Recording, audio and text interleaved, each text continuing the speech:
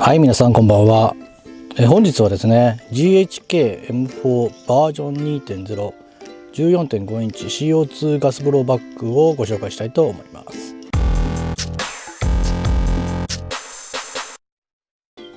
はい、M4 のですねガスブローバッグについてはですね、東京マルイとですね、あと S&T を持っていて、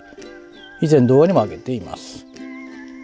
また派生系というんですかね、HK416 こちらについてもVFC と WE のを持っていて、AR 系についてですねカスタムもして今楽しんでいるような状態でした。ただCO2 のですねライフルについては AR 系は持っていなくて、非常に興味は持っておりました。以前ですねコメントでGHK についてレビューしないんですかというご質問とも受けていたんですけれども、今回初の GHK で、しかもAR 系の CO2 ということもあって、非常に値段が高いものだったんですけれども、まず購入してしまいました。初の GHK でしかも CO2 のライフル、M4 がですねどんな実写感触なのかですね確認していきたいと思います。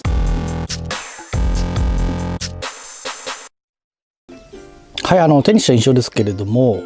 どの M4 もそうかもしれませんが何も装着しないとですね非常に小さく感じます。ただ重量はですね少し重く感じました。スチールパーツが多いからっていうのが原因かもしれません。あと刻印はしっかりしてますね。あと全体的にグレーっぽいブラックなんですけれども、バッファーチューブのところだけがですね非常に濃いブラックなのが印象的です。あとですねボルトリリース時のですね金属音、こちらも特徴的かなというふうに思いました。それでは各部見ていきたいと思います。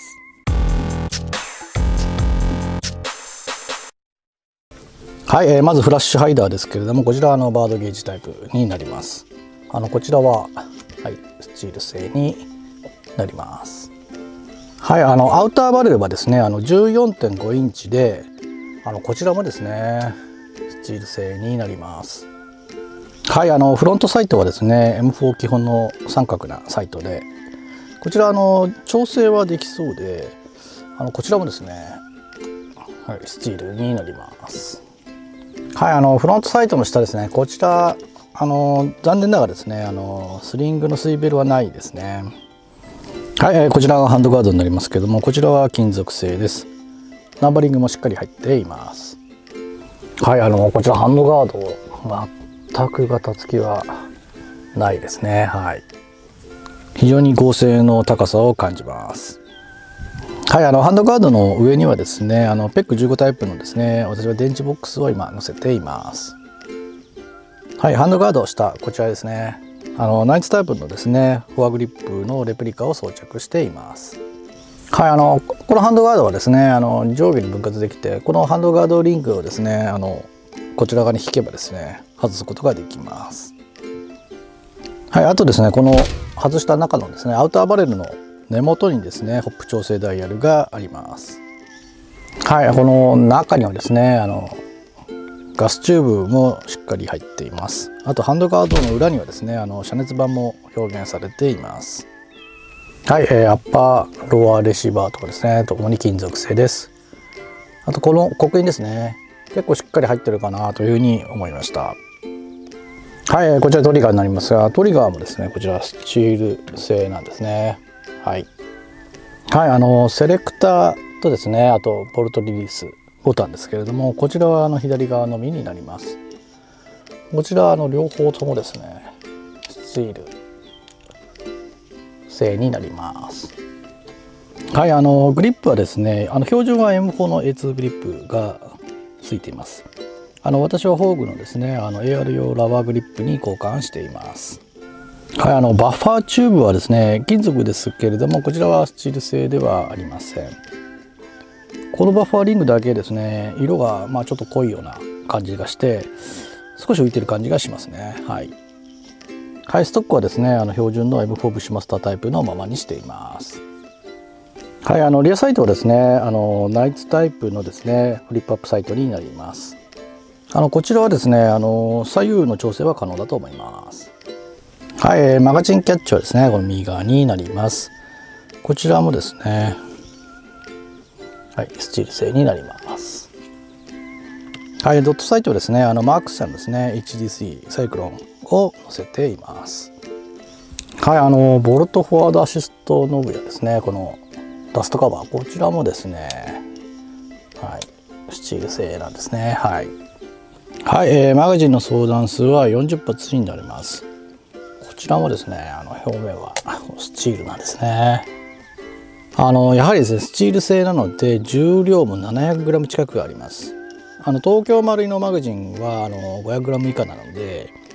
マガジンの重量はですね、やはりスチール製のためですね、少し増してるのかなというふうに思います。あとですね、マガジンのテープですね。はい、こちらにもですね、コルトの刻印も入っています。このカバーをですね、外してCO2 ボンベを挿入します。実際の CO2 ボンベの挿入はですね、動画の最初の方で行ってますので、そちらをご参照ください。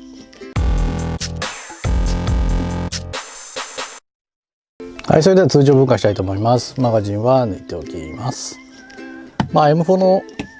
通常分解はですね、もう皆さんご存知です。こちらのテイクダウンピンを抜いてですね、はい、ピンを抜くとこの通りですね。はい、この通りアッパードロアに分解できます。はい、こちらがボルトになります。はい、こちらがですね、チャージングハンドルですね。はい、はい、このチャージングハンドルはこれはスチールではないですね。はい、はい、こちらのボルトですけれども、これはフルスチールですね。はい、このボルトの重量は 226g 前後だったんですね。ただ東京マルイのですね、F4MWS のボルトもですね、220g ちょっとだったので、重さ的にはですね、大きな違いはないのかなと思いました。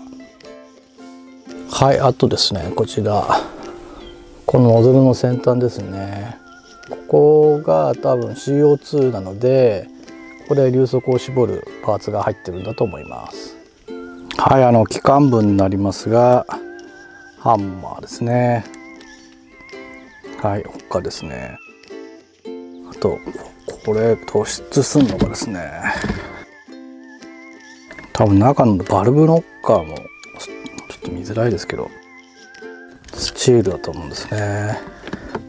ほぼほぼスチール製品なんじゃないかなというふうに思われます。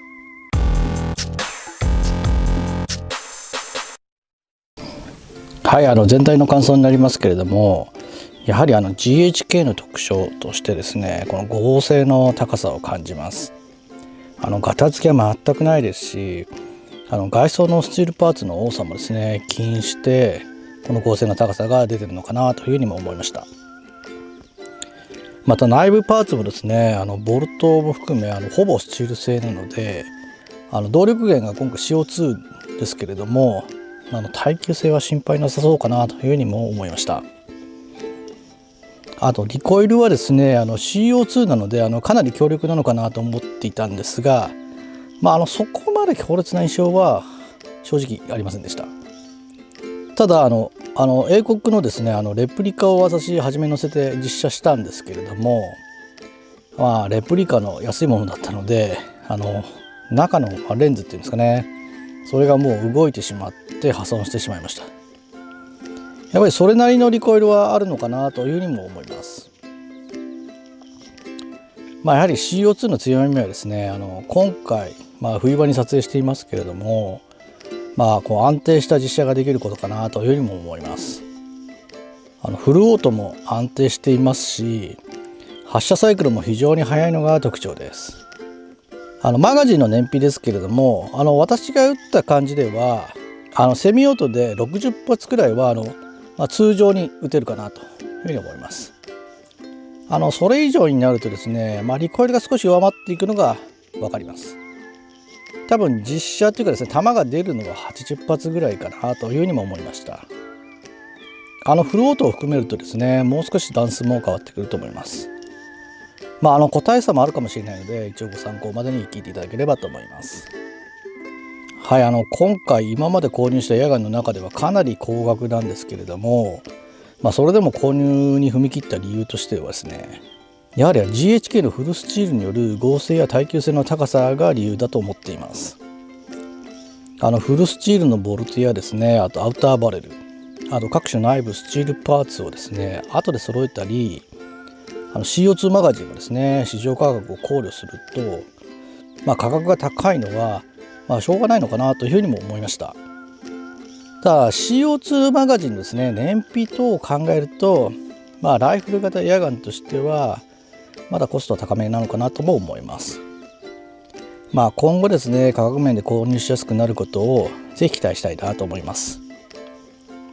今回初めて GHK のエアガンを購入しましたが、CO2 を動力源とした実車の安定性と、それを支えるスチールパーツを多用した耐久性の高さなど、他にはない特徴的なところがあることを知りました。値段は非常に高いですけれども魅力あるエアガンだと思います。外観や実車も良いので、大切な一生ものの一丁として保有するのも良いかなというふうにも思いました。はい、それではこの後実写シーンもお送りしますので、よろしければそちらもご覧ください。